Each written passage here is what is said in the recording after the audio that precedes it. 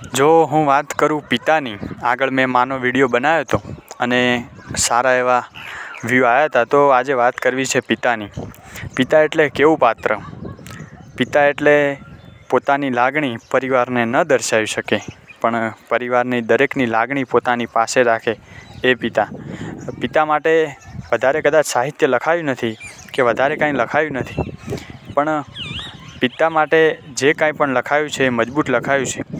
પિતા એવું પાત્ર છે જે પોતાની લાગણીઓ બધાને કહેતા નથી, પોતાની લાગણીઓ પોતાના મનમાં રાખે છે, પણ પરિવારના દરેક સભ્યની લાગણી એ સમજતા હોય છે.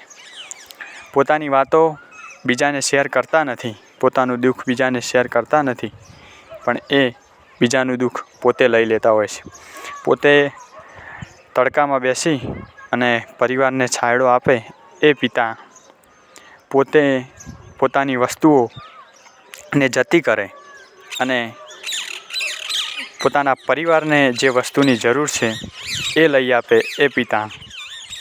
પિતા શબ્દમાં એટલી તાકાત છે કે એના તોલે બીજું કોઈ ના આવી શકે.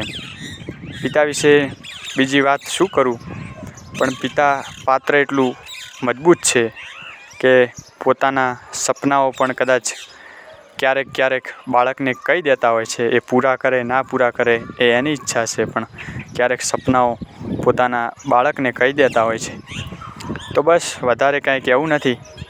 પિતા એ પાત્ર અદ્ભુત છે અને સમય મળે તો ક્યારેક જોડે બેસીને થોડી ઘણી વાતો કરજો અને થઈ શકે તો એમની લાગણીઓને સમજજો અને એમના સપના પૂરા કરવાનો પ્રયત્ન કરજો.